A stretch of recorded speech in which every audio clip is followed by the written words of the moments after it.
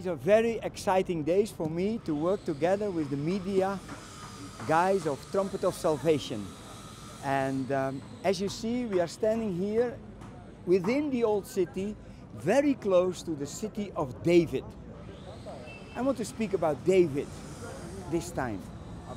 When you read Psalm 132, you read about David when he is an unknown shepherd in the fields of Ephrata, and the longing of his heart is to find a dwelling place for God.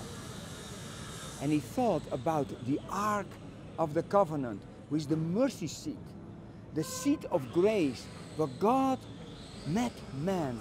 And because of the blood sprinkled on the mercy seat, they received forgiveness. Grace was in his heart. And as soon as David becomes king, the first act you will find in 2 Samuel chapter 6, he brings the Ark of the Covenant, the place where God dwells, in this place in Jerusalem. Grace is what he longed for. Grace is also what he received. When I remember the years that Saul and all his soldiers chased him, they never caught him. That was grace. And then, when he had sinned with Bathsheba, he lived under the law. He should have been killed. But he received grace from God. David did not only live by grace, David did not only receive grace, but also David gave others grace.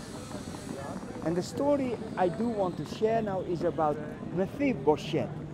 Busha, that's the word shame. Mephibosheth was a son of Jonathan.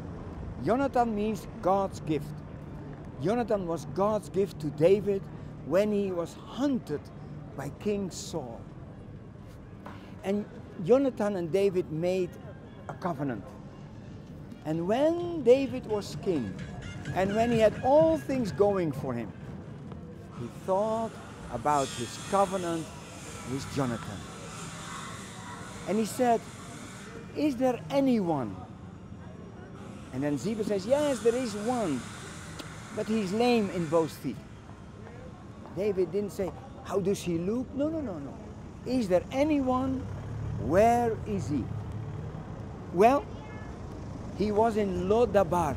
Lodabar means word. He was in a dry place where there is no word. What happened to Mephibosheth actually? We can read it in 2 Samuel chapter 4, verse 4. When David became king, his nurse did not know the character of David. She thought he's a king like the nations. So she fled. And she took the little baby when he was 5 years of age in her arms, but she tripped. And since that moment, Mephibosheth was lame in both feet. So David heard that there is one. David heard where he is. And he was raised and cared for by Machir and Amiel.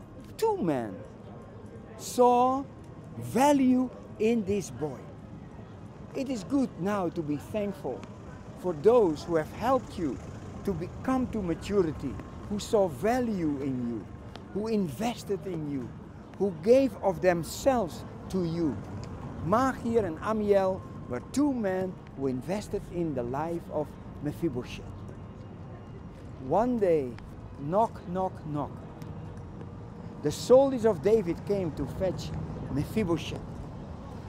The last person Mephibosheth ever wanted to meet was David. He had a wrong view of David. And the fact of his lame feet reminded him that this fall came because David became king and not Jonathan. But when he came to King David, he had a surprise of his life. David said, you're a son of Jonathan. And because of Jonathan, I restore to you everything that you have lost through your first birth. You're allowed to live with me in Jerusalem. And you can sit at my table regularly to enjoy fellowship with me. Can you just see that big dining room of David? And you see Absalom with his long hair, and Solomon with his study books, and the Jewish beautiful girl Tamar. And they were all coming in, and they sit their seat around the table, and on the head is King David. And all of a sudden you hear clock, clock, clock, and here comes Mephibosheth with his crutches. But he's also allowed to sit at the same table. And at the moment when he sits at the tablecloth goes over his legs. You see the position from upward, and he's exactly like the others. His lame feet are under the table. And he enjoys regularly fellowship with King David. Hey, Mephibosheth is a beautiful picture of me. I was born in the wrong family. I was a cripple because of sin. But where are you? Jesus revealed himself to me.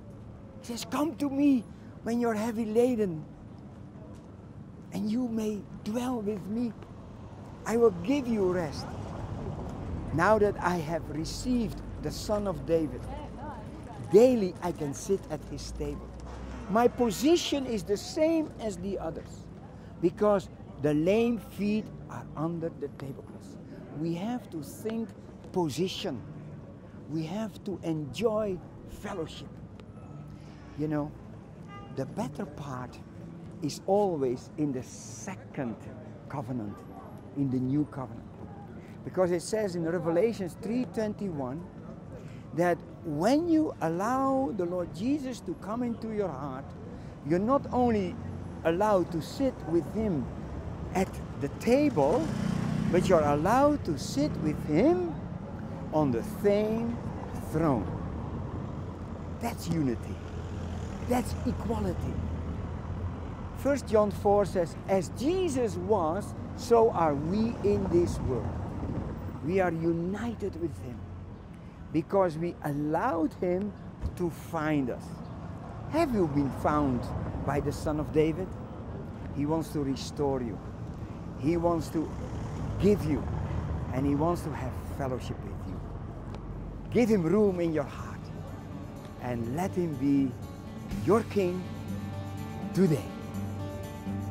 Shalom from Jerusalem.